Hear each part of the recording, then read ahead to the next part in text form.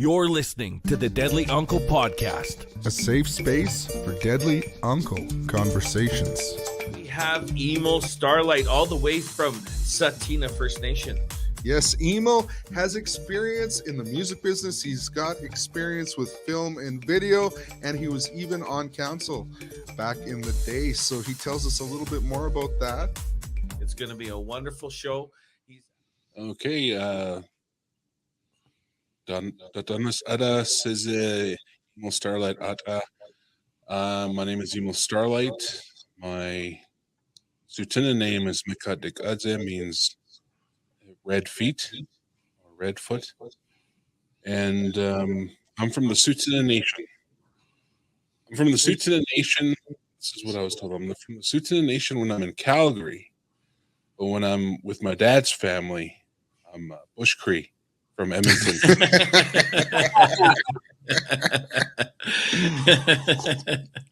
That's awesome.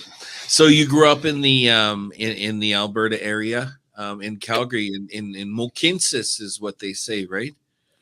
Gutsist se. That's what Tsuut'ina says. Oh, yeah, man, this is beautiful. We're already learning. I love that. Yeah, it's funny because we call it the exact same thing. It just means the elbow. The elbow. Okay. That's where the elbow river and the other elbow and the bow meet. So you're a man that's, of many talents. You've been in the art scene, and you've, it's always been a part of your life. And I just wanted to ask you what, steered you towards, that growing up as a teen. And I know that hip hop was a huge influence on you. And, you and your brother had a group for a time. So tell us a little bit about that journey and what led you there. Well, it's a long story. That's okay. We got time. Ever since I was a kid, I've always been into music, like writing songs when I was a little kid with a fake plastic guitar, and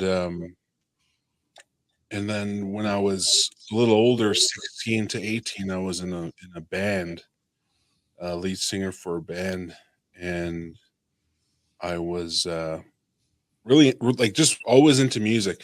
I did the acting thing. I went to Toronto to the Center for Indigenous Theater, so I did acting, and it just wasn't for me. The acting thing wasn't my thing.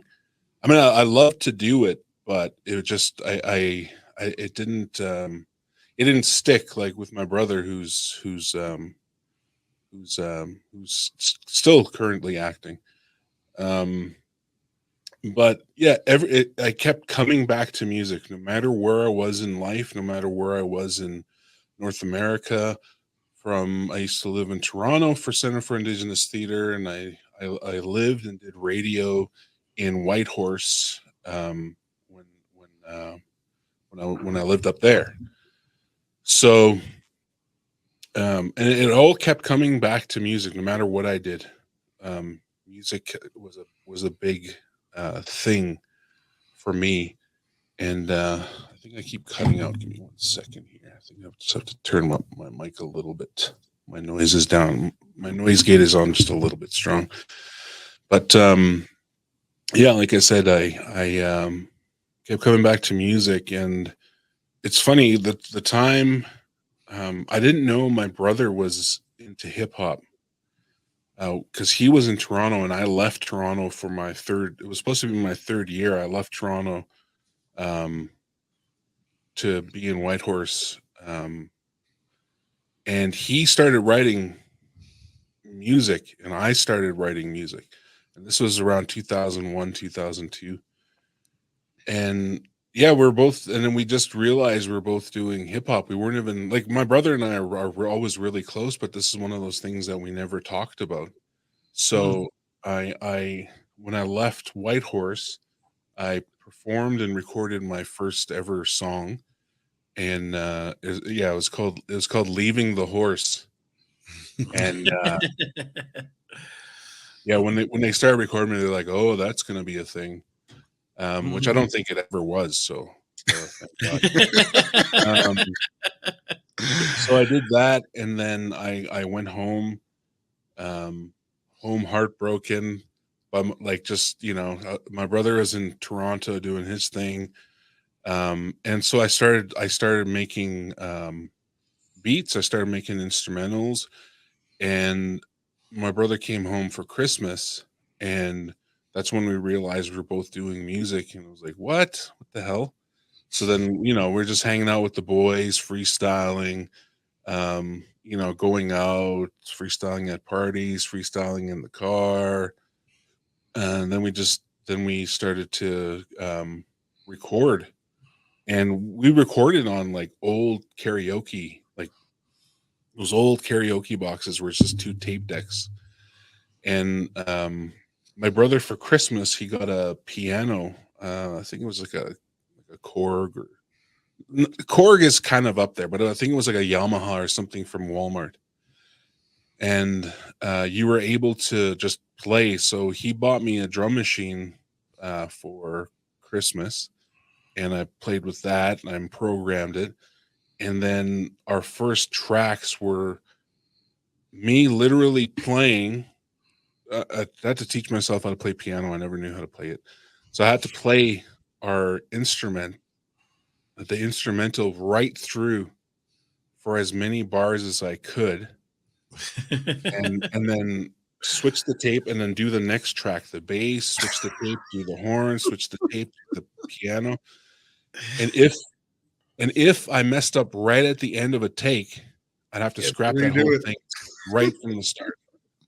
So that's how I built our tracks. And then we did 5 songs. I guess now you would call it an EP. And then we had that, and then I finally, eventually, like a year later, got one of those. I think they're called an EMAC. It was like this. It just looked like an egg. It was just a. Oh yeah, I remember those. Yeah.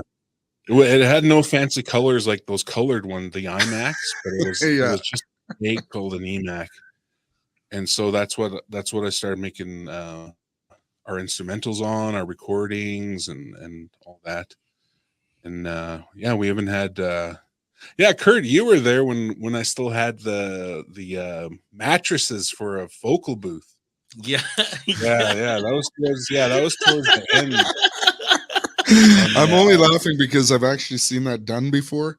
I did Project Wild in 2017, and it's a bunch of country artists that went to BC, and they did the same thing in all these rooms, as they used mattresses from the place to build their vocal booths. So that's the only reason why I'm laughing, because that's, I mean, whatever works, right? And it worked. So it was we had a makeshift vocal booth, and so then I kind of after that happened and stopped, at the same time, I guess I'll get into it, because there's a lot of people that go down the same path as at the time. I didn't realize that I had a problem with alcohol, and so I thought everything was all good and everything, and just drinking and partying and having a good time, and but and my brother, he quit drinking, but I kept going, and so that kind of I didn't stick with music. I was just too busy partying, and still dabbling a little bit, just being crazy and stuff like that. And then so I just kind of started working. I took all the equipment that I had, and so music wasn't a thing anymore at the time. So I got hired by my uncle to do stuff with the language program, and now it's called the Tsuut'ina House, this Tsuut'ina language house. At the time, it was called Tsuut'ina Gunaha Institutes, the Tsuut'ina Language Institute. And so I started taking my skills, what I've known from, and I've also been doing like film and video for like since I was like younger than when I was doing music. And so I took the stuff from recording, from video, and I applied it to a lot of the language, the Tsuut'ina language at the time. So I kind of, I don't like to boast, but I could say at the time, I brought the Tsuut'ina language to the digital age. I put it on the internet, the World Wide Web at the time, and there was no other. At the time, this was 2011. There was no other website that had a language. There was no other language website like the one that I built for the Tsuut'ina language at the time, and so it was unique, and these linguists were all like, "Oh, wow, wow, wow, wow," and so I did that, and then I started working for the nation, switched over to the administration side. I worked for my chief. I was his assistant, and then eventually I got into council in 2014, and I served one term. I was out in 2016, and then I started taking film serious. So I got a camera and lights and stuff like that. And one of my first videos, of like official paid video, was kind of a documentary out of Onion Lake. I don't know the Cree word for the title, but it was called "They Stand Strong," because at the time, during the Transparency Act, when they're trying to get all the First Nations to give up their records, Onion Lake was one of five nations that said no, we don't want to do this. And then when I was in council, I remember that came up, and that was my stance: is no, we don't have to give them any of our information. Why are we doing this? Mhm. So they fought. So they wanted an economic development video, and I said, I kind of, because it was going down this road of like, they're defiant against the government, and I'm like, this needs to be told. Like, you guys already have an economic development video, but this story needs to be told. So I got permission from their administrator and then their chief, and then I talked to different people, talked to the lawyer that helped them fight that, and yeah, so that was back in 2016, 17, and yeah, so it was called "They Stand Strong." I think it's on YouTube still, maybe on Nice, their nice. website page. I And definitely then want to check that out. That's amazing. yeah, and then I've always been doing like mini videos and films for the Tsuut'ina Nation, Grey Eagle Hotel Resort, and most recently I've been doing a lot of stuff with Telus Spark. I just did did their teepees and telescopes, just a little corporate kind of documentary, not really a doc, but just a corporate video for Telus Spark. And I'm also working with a group called Many Nations One Voice for Wellness, and it's a hip hop R&B kind of infusion about wellness and vaccines, and they talk about the seven teachings. There's humility, respect, love. Well, the rest are running from my brain right now, but so I did a 360 video for the Telespark Dome, and that is one of two that I did specifically for the dome. We did another video with another film with Telespark called Blackfoot Skies, and we filmed it with a 360 camera. and we were out at Discovery Wildlife, and it was with the Wolf Trail. So we were actually in. They threw us in the cage with the wolf. Cool. And, it was funny because they barred us off with this thing. I thought it was a little electric fence. Yeah. The wolf came down, and the trainers were there, with little pieces of like hot dog, giving it to them. Okay, go here, go here, go here.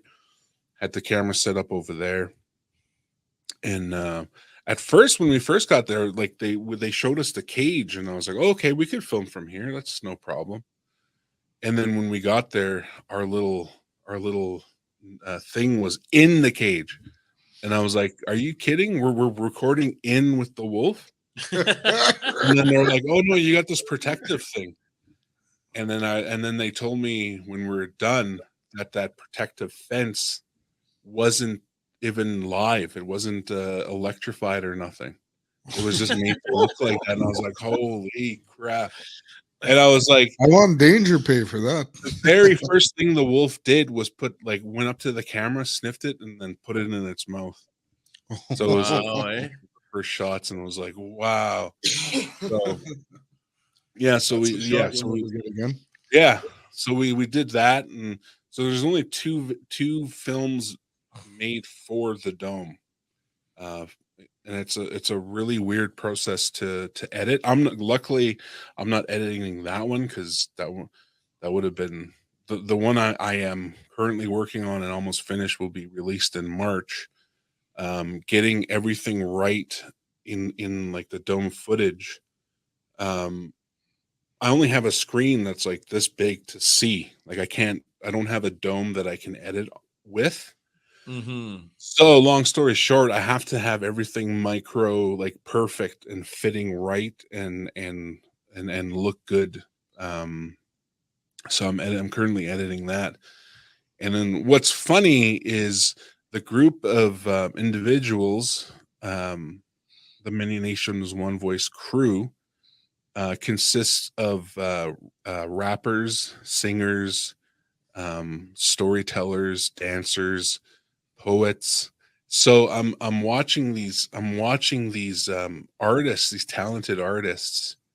Like I'm in the sidelines first, just like they're practicing, they're doing their thing, they're singing, and then they start doing the hip hop, that they start rapping, and then all of a sudden I find out that they host ciphers, and they have these like, big cipher nights where just a bunch of rappers are getting together and just freestyling, and I'm just like, wow, just like watching them do their thing. I'm like, holy That's crap, amazing. I remember doing that, and then I'm like, I kept saying, oh, I'm gonna come, and I never, like, it was back in May, June, that I kept saying I was gonna come, and then finally in November,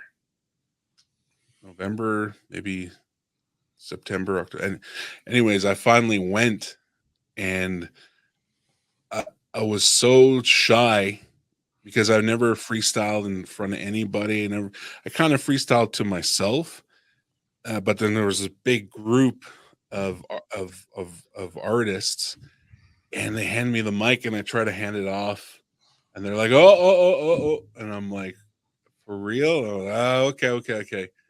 So whenever I'm put on the spot, I gotta perform no matter what, even if I have nothing to say.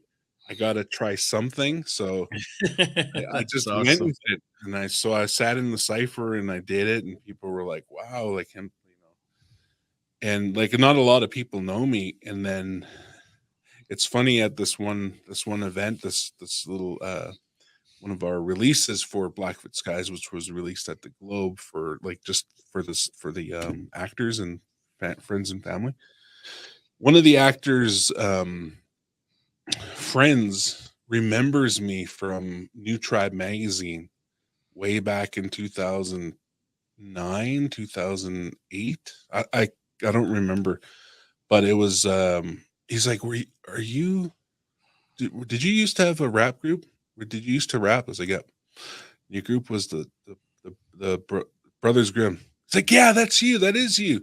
You guys were on that New Tribe magazine, and I was like, yeah, that was us. He's like, whoa, and he's just this young guy, and he remembers, and he's like, I remember that magazine. He's like, wow, and I seen you at that. I seen that you were at the cipher, and he was like, I usually go to those. I go to this other one, and I was like, yeah, I'm gonna go to that one soon. And so they had another YYC Cipher Club, or Cipher Club YYC, and he went there and he was like telling them about me, and so they're like, Emil, you're a celebrity. I'm like, I was like, oh yeah, and it was like, it was cool because it's cool to get back into it. So now I'm creating. Getting back into making beats. I want to Nice. That's awesome. Who was running that cipher that you went to? Because we interviewed somebody earlier in the season that was talking about something really similar. Dwight Farrahat. Oh, Dwight Farrahat. He does Tribal Society, I think. Oh, okay. His is on Monday nights, and then there's this artist named Z the Free. She's the I guess the president of YYC Cipher, or Cipher Club YYC, Okay. and she hosts. They have a Cipher Club every last Wednesday of the month, but this time they're switching it up, and they're going to have one tomorrow. So I'm going to go to that one, and so we'll be all over Instagram. That's awesome. Sounds like Yeah. there's a lot of opportunity to get involved in that type of thing where you're at right now Yeah. in Calgary. Yeah, it was really small back in the day. There was just my brother and I. Every once in a while, we'd have like artists that grew up here but never claimed to be from Calgary. They were, rapping with other groups, saying they're from, Edmonton or somewhere else. And because Calgary wasn't, back then wasn't a hip hop place. It was Edmonton was the city of, the grimy city, Yeah. the place for hip hop in Alberta was Edmonton. Mhm. There was some artists, but there wasn't as many. And my claim to fame for hip hop in Calgary is Dickens Pub. The Brothers Grimm had the first ever hip hop show at Dickens Pub, and then after that, there was a whole bunch of artists. Even D12, Eminem's D12 performed there. A bunch of other artists performed there, and now it's like a venue for they have a lot of hip hop there, and that was like my That's claim awesome. to fame. I was like, yeah, first ever hip hop at Dickens Pub. It's awesome. How important do you think it is, like, for the youth to, and especially our young boys, our young men coming up, to have a space to be able to, express themselves through the arts, and also to carry that music on, to keep that creation going. Mm-hmm. Well, of course, it's very important because self-expression is important. You need to express yourself in some way. I believe you need to express yourself in some way that is personal to you. And I'm not saying you have to get out there and express yourself, but find something that you like to do and go with it. If I'm going to give any kind of like advice to the younger generation, is find something you like to do, go with it. Who cares if other people don't think it's cool? If it's cool to you, it's going to be cool. I mean, right now, like look at the back. Look, I have like Superman. I don't know if you could see any of my well, you can see my lightsabers up here. All this stuff, Superman, lightsabers, Captain America, Ghostbusters, all this back when I was a kid was considered nerdy, considered geeky. Nobody liked this stuff. Nobody back when I was a kid liked this stuff. But now everybody loves it. There's Comic-Cons are like packed. People love them, and people know them. And it's like, oh, I know Iron Man, oh, I know Thor, and it's just like if you find something you're passionate about, stick with it, no matter what. Don't care what other people think. Care about what you think, and just like go with it, because expression is really good medicine, you know. Yeah. I totally. I got two things going in my head right now from all of that you just said. Sorry. Express Yourself by NWA is rolling in the back of my head right now. And then when you were talking about lightsabers and stuff, it reminded me of Dean, your brother. He used to have this Millennium Falcon when we were kids. Oh, You know, he got every toy. I never got anything. Me neither. Yeah. that was my cousin Derek. You guys probably know Derek Starlight. He had Yeah. all he had all the Star Wars toys, all the He-Man toys. Like, Sounds like Dean. yeah. Going to his place with your the few figures you have, Yeah. and then getting to play with his stuff is like, and he's such a creative guy. Playing toys with him, he would create the stories, so you would be right in there. And it was like he is so good at telling stories that you just get right into it, and it's just like it's reliving the movies, and it's just like, yeah, I used to love that. So at these cypers that you go to, do you see a lot of sobriety at these things? Yeah, well, the one I've just gone to one. I haven't been to any other one. But yeah, the last one we were at a cafe just in South Calgary. I can't remember the name of the cafe, and there was a like 11-year-old girl with her dad, and her dad was just kind of hanging out, and she was part of the cipher. Oh, that's Nice. So sweet. that was really hard because, you know, leaning on curse words, using curse words as a crutch, Yeah. it's easy to do. But when I seen that kid there, and my older brain, I'm like, I can't Yeah. say, I can't curse, I can't do that because there's a kid here. So that was a good challenge for me because it challenged me not to lean on curse words. It challenged me to think, what am I going to say? What am I going to say? And then like specifically say, and try to rhyme what I mean to say without using curse words. The reason why I say this is because like a few weeks back, during the holiday season, I sat down. Remember, we used to have Alberta House at Amp Camp there, where we all got together. But there was a lot of alcohol and a lot of drugs and a lot of stuff there that we were used to, growing up. But a few weeks back here, I'm sitting with these younger kids, in the same type of situation, but without alcohol or drugs. And these kids are like 17, 18 years old, playing music without any sort of substance. And I just think it's so awesome to see this new generation and what's to come, because our relationship to music as Indigenous people is it's healing to us. So isn't that amazing? That's why I asked you that question. Isn't it cool to see the sobriety that we didn't really see? Like a lot of those hip hop ciphers that we had back in the day, there was a lot of drugs and alcohol in the room. Yeah. So it's just and sorry, that's the only way I would perform. That kind of leads me into my next question for you, Emil. It's been floating around in my head because I also drank a lot and performed a lot like that, and I don't drink anymore. So going back to this cipher, does it trigger you at all? Because you did say earlier that was a big part of what you did in hip hop was drinking, right? So does that bring back anything to you? Like the first few times that I was playing when I was sober, it was tough, like I had to readjust my mindset. And is that something that you're kind of in the process of doing now that you're creating again, right? Right now, where it is right now, no, it wasn't triggering.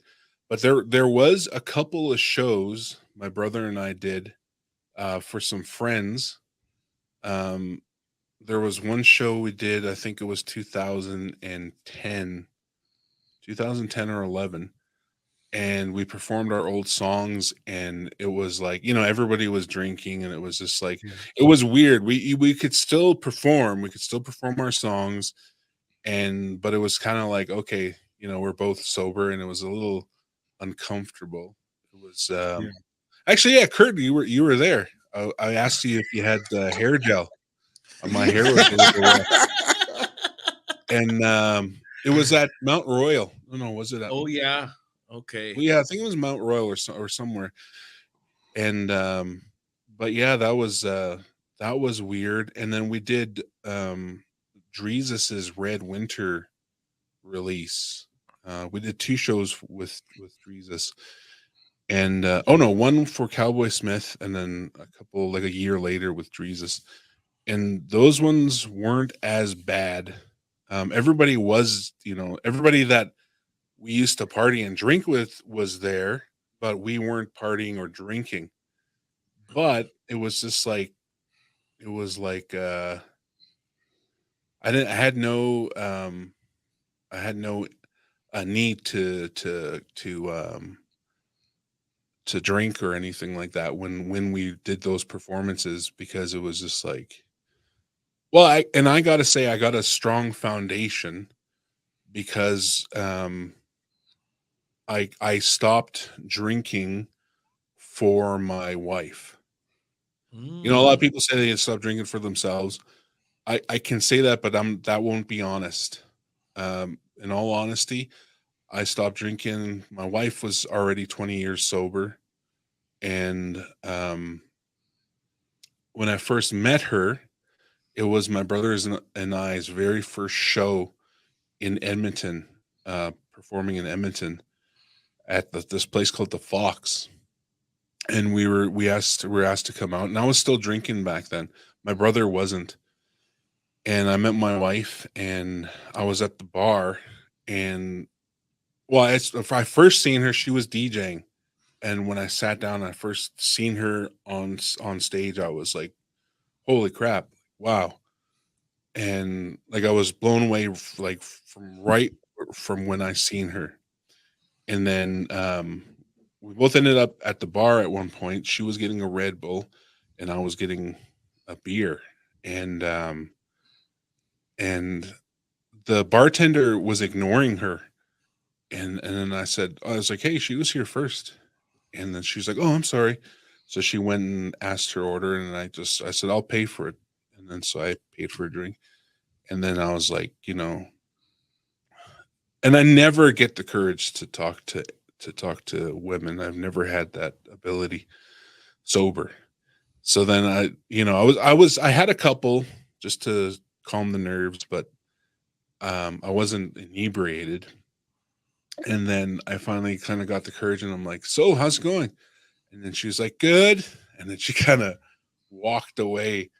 And then I was like, "Oh my God." Like I was it was like, "Oh, that hurt, that hurt." And I remember going back to the hotel with my brother, and I'm like, "I can't believe that happened." Like the one time I get the nerve to talk, to talk to someone I find so beautiful, and then she doesn't say anything. And it was just like, and then my brother was like, "Don't worry about it. She's, you'll never see her again." And yeah. And 2 years later, we were started talking again, and then 5 years later, we were married. So Nice. yeah, That's Right on, amazing. man. and that's when I did my thing. I kind of did my thing, saying goodbye to alcohol. I had my last Yahoo with friends and family, like all the people I drink with, all the family I drank with. It was like, this is my last time. So after this, I'm done. And it's just one of those things where you say something to yourself and you got to keep that promise. So Mm. for me, that's what happened. I was done, and I was done because it was like, okay, that's enough now. It's time to move on to your next step in life. And so that's when I decided to quit for my wife. That's amazing. I did that same thing, but little less, I did it with cigarettes, but I said, once it gets up to $9.25, I'm not spending that kind of money, eh? My dad did that back when it went to $2.50 a pack. He's a lot cheaper than you. So my partner at the time, we both smoked, and the smokes went up. And I said, I'm not going to buy one. And she said, well, I'm not going to buy any. So we kind of challenged each other at the same time. But yeah, it was the same thing. I just said it to myself. I said, no, I'm not going to do it. And that's kind of how it worked out for me too, as well. Yeah. Yeah. Yeah. No, it's, with music, I couldn't have both, I couldn't have alcohol and music together. It wasn't working. There was too many times where I almost died, too many parties, like bad things happening to women at parties, and you being there, like our names being there, that kind of stuff. And I just had to shut her down. I just knew it wasn't for me, and I had this feeling like I don't have another shot, I feel like if I fell off, I would probably die. Like, no joke. Like, I think that my life would be a lot shorter than it would be. Or I'd be dead right now for sure if I kept on the way I was, like in my 20s, 100%. And so I had to make that choice, between, your true love and, the beast, for sure. Yeah. Yeah, so true. Yeah. So, but it's, I love drinking. I just don't do it anymore. Oh, that's true. That's true, right? Yeah. Yeah, me too. I like, not every time was horrible, but definitely the times that, like me getting stabbed, almost crashing, falling off a bridge with my bro Craig First Rider, like just so many different things where I almost Getting home and not remembering how your car got home. Yeah, me and this guy doing 150 down on a road where there's cars on both sides. We spun 3 times in my Camaro, bro. We didn't hit either side of the we just looked at each other. We were facing the other side of the road, and we just laughed. And I was totally drunk driving at the time. Like, wow. Yeah. Big lesson. Nobody likes to talk about that, but yeah, that it was a different time though, right? Like, we grew up, our dads drank and drove. Like, both our dads. I know they did because I know both our dads. Yeah. And I mean, that was just kind of the way it was, like, and it wasn't like you were planning on doing it or whatever. It just happened, right? Like, yeah. And it was the same thing with me. Like, at the time I was on the road with Dallas, and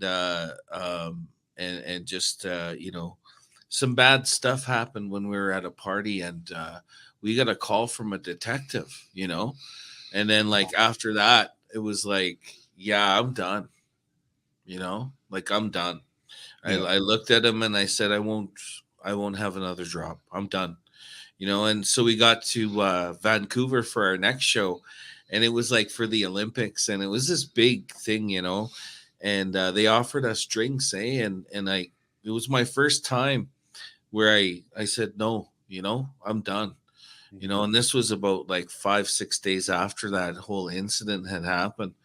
And so, it was a shock. It was a shock for both of us. And it kind of, started us on our separate paths, and it's just interesting how, alcohol, when you decide, like, not just alcohol, any sort of addiction, when you decide to make that choice, it kind of shows you who you're meant to be around. Yeah. For sure. Yeah. Yeah. But it's been wild, man, wild times. And we had some fun. Definitely. We met at Amp Camp, and Leon Goose is still a good friend of ours, and a lot of Kira Colson. I just seen her over the weekend, Oh, nice. you know, and yeah, so a lot of people are still around that we see from that first AMP camp, and I think those programs are really important. One of the last question we want to leave you with here today, and we want to thank you for coming on here and sharing your story. I think there's a lot of people that can, you know, relate to, you know, something that they love to do within the arts, you know, and, you know, maybe 15, 20 years goes by and you find it, you know, again. And that's amazing, you know, and never give up your love for the arts. I think that's what that means. I will die with a guitar in my hand. Yeah, for real. My dad, when he was like, my dad passed away last year, and he was still like in his hospital bed. He was looking at me, and I had my guitar, and I was playing him some songs, and he was like he had the motion of like, give me my guitar, get my guitar, I'll play with you, you know. So it's a part of us right till we go, for sure, our arts.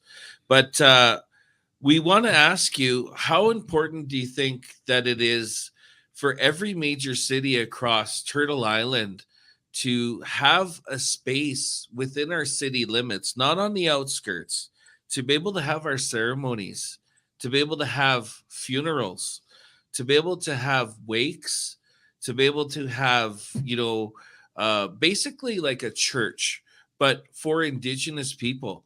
You know, because a lot of times when we see sweats or you know, wakes or these type of things, it's always outside of the city. But why isn't there a place right inside the city for the people who don't have vehicles, for people who don't have access to make it out to the sweats in the land? We should be able to have sweats, I believe, right in our cities. So what's your opinion on that? I think my dad, his name's Emil Starlight. He does sweats for Alberta Hospital, and I think I don't know if they do or not, that they have a sweat site in at the university there. Really? That's amazing. And that's in Calgary? No, that's in Edmonton. In Edmonton. Oh, that's beautiful. I have heard of the sweat at the Alberta Hospital before. Yeah, Yeah. I think they have a few elders, and my dad's he runs one of them. No, And, that's amazing. You know, because a lot of people don't know about these you know, these situations, you know, because, you know, I think, like, you know, as I've been filming a lot of different churches, like in the major cities, and the $1 million buildings, like it's just crazy to see. And I just hope that we have a place one day where we can have those things, you know, where we can have it open to the public and, you know, find a way. I know it's easy to say, but it's going to be a hard, you know, thing to make happen. I remember they used to, in Calgary, they had the Friendship Center. I don't know if they have one of those in Edmonton, but I remember back in the day, since the pandemic, you know, like most of those organizations are still recovering, right? Like they haven't had their doors open for 2 years or whatever. And but no, I totally agree. And in Red Deer, there is a site, but it's in an industrial area, right? And like the Alberta Hospital is way outside, like it's on the edge of the city. So it would be tough for like some people without transportation to get to. But I mean, it's still there. That's definitely a good thing. But and that's actually one thing I noticed in Edmonton. Like, things are kind of spread out all over the place. Like, I remember my aunt, my late aunt, Doreen, got married in Edmonton, and the church that we were at was like catered to First Nations. I don't know the name of the church, but they had like, it was like a First Nations church. So they had like even, I think, I'm not sure if I remember, but I think even the stained glass was like First Nations style, and their cross was like made with like sweetgrass and sage, and I can't remember where it exactly was, but there was a place like that. There was a church like that we went to for her wedding, and actually, and yeah, her wake as well, or after the funeral. But yeah, it seems like it's kind of spread out, and it's like, yeah, there should be places, and that's one of the things I want to say about that was, I remember before Enoch took over their hotel, my wife and I smudged in there, and we almost got kicked out. This is when it was a Hilton, and Oh, we were like, we're like, what do you mean? Like, well, they said they smelled something. I was like, yeah, we were smudging. It was the morning, and we smudge every morning. I was like, isn't this a First Nations hotel? Like, you guys don't know this? And they were like, sir, he's like, no, this is not a First Nations hotel. This is the Hilton. And I was like, whoa, okay. Well, we didn't know that. We're on a First Nation, so I thought that you guys would learn this. But no, he was giving me attitude like I was in the wrong, and like they didn't even want to learn what we were doing. yeah, that's horrible. Well, I'm glad that Enoch took that back because, especially like on Enoch land, people should definitely, allow that for sure, for sure. That's crazy stuff. Well, thank you so much, Emil, for being on the podcast today. You're definitely one of the deadly uncles, and this Oh, we'll be sending you one of these, or I'll come down and nice, I'll hand deliver this to you. But it's called the Deadly Uncle Podcast, and so thank you so much nice. for being on today. And you've been a good friend of mine, and that's kind of what this is just to shine the light on our Indigenous men, because there's a lack of programming, and we can't really put the pressure on our women to create those spaces. I think it's important for us as Indigenous men to create those spaces for each other. So thank you so much for being on, brother. Thanks for having me. Nice meeting you, Emil. Yeah, you too. Have a good one, bro. Hey, see ya. Peace. You're listening to the Deadly Uncle Podcast, a safe space for deadly uncle conversations.